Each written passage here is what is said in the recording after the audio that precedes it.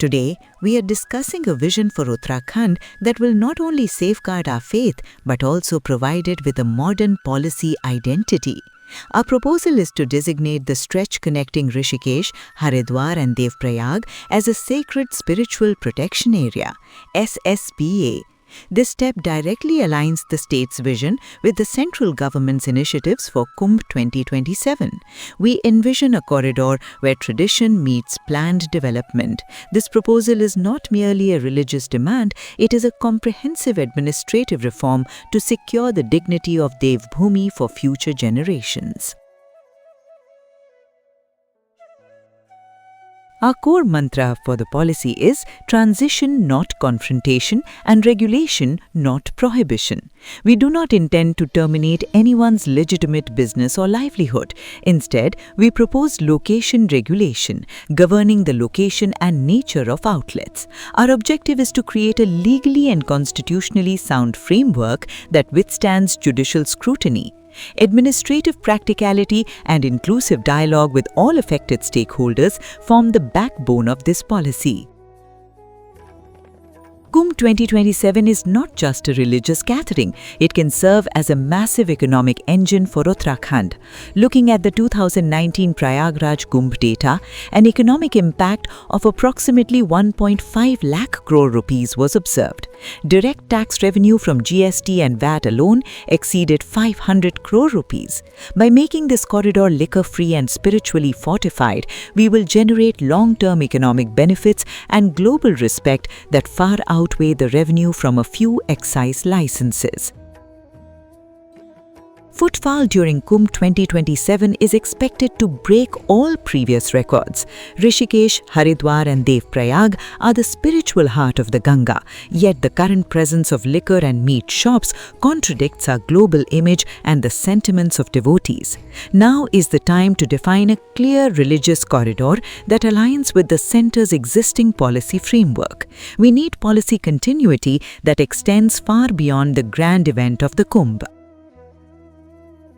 Our primary demand is the official notification of the Kumbh corridor as a regulated sacred zone. Under this, there should be a total ban on liquor, meat and intoxicants in notified areas. We aim to view urban planning, tourism and river protection through an integrated lens. This corridor should be developed as a model where faith and modern governance operate in tandem, ensuring its sanctity remains intact even after the Kumbh concludes. The fundamental objective of the Sacred Spiritual Protection Area (SSPA) is to protect our spiritual landscapes through legal and zoning measures. This is a faith-sensitive plan that will gain legal authority through state and central gazette notifications. It will be integrated into existing master plans and regional development frameworks. Eco-sensitive zoning and strict penal provisions for violations are the main pillars that distinguish this from mere paper suggestions. To implement this framework on the ground, we propose 3 distinct levels. Core Sacred Zone, where temples, ghats, akharas and ashrams will be fully protected. Buffer Zone, where regulated tourism, pedestrian movement and amenities will be promoted. Restricted Commercial Zone, where the prohibition of liquor, meat and intoxicants will be strictly enforced. Governance will require regular audits, citizen grievance redressal and the active participation of spiritual institutions. The SSPA framework does not stand alone. It is strongly supported by the central government's flagship tourism schemes. Swadesh Darshan, Prasad and Namami Gange provide a holistic approach to the development and conservation of this sacred corridor. This synergy ensures that while infrastructure is developed, the sanctity of the region and the pilgrim experience remain paramount. The Swadesh Darshan scheme provides infrastructural strength to our proposal. It aims to develop world-class spiritual tourism circuits that enhance the dignity of pilgrimage sites. Last-mile connectivity, comprehensive wayfinding, digital crowd management, and community-based livelihoods such as handicrafts and homestays are key components. This scheme directly assists in creating a sanctified, liquor-free zone. through the Prashad scheme, we are focusing on the rejuvenation and revival of temples and ghats. This scheme ensures that alongside the preservation of architectural heritage, modern sanitation, drinking water, and safety arrangements are world-class. The investment under Prashad is intended to provide a high-level experience that is entirely incompatible with commercial establishments selling meat and alcohol. Our association with Namami Gange is both spiritual and environmental. Preventing waste from meat shops and bars from entering the Ganga is our priority. It is a bitter truth that weekend tourists often drink by the river and discard bottles. Through akhadas and religious leaders, we want to bring about a behavioral change where cleanliness becomes synonymous with spirituality and the purity of the Ganga is preserved. Spiritual tourism is the cornerstone of Uttarakhand, contributing over 1/3 of the state's GSDP and providing employment to over 80,000 people. The state's excise revenue is only 1/5 of the total tax income, while tourism is the main engine driving the entire economy. We must protect our entire tourism ecosystem and spiritual credibility rather than chasing the revenue of a few bar licenses. The situation on the ground is alarming. Many prestigious yoga schools are now moving from Rishikesh to international destinations like Bali.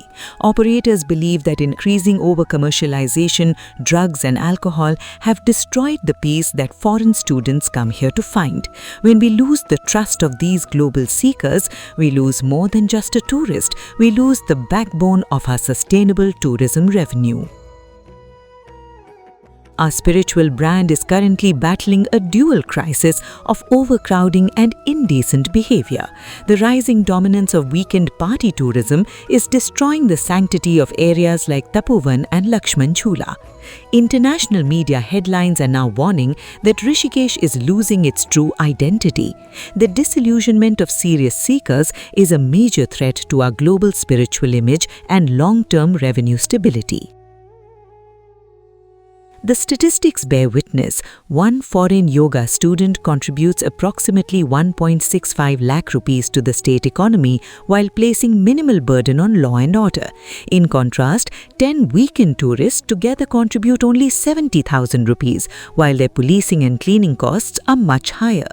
A serious spiritual seeker provides the economic value equivalent to 10 to 15 weekend tourists. This is the real economic engine we must protect. This proposal is based not just on emotion but on solid win-win outcomes. Economically, it will generate high local employment in sectors like wellness, transport and handicrafts. Environmentally, it will reduce the pollution load on the Ganga and preserve the fragile Himalayan ecosystem. The impacts of this policy are fully measurable. It ensures greater local benefits and revenue stability, improved river quality through reduced waste and wastewater discharge, aligns with India's climate and sustainable development commitments. This corridor will attract high-value spiritual tourists, giving a new direction to Uttarakhand's economy. In conclusion, we are proposing a policy that integrates state action with the centre's broader vision.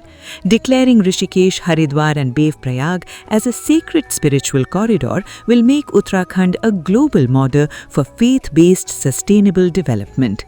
Let us look at Kumbh 2027 as an event that leaves behind a divine, authentic and globally respected legacy for generations to come. Thank you very much for your valuable time and for your sensitivity towards this vision for Uttarakhand. I am confident that together we can turn this vision into a reality and elevate the dignity of this holy land of Ganga to new heights.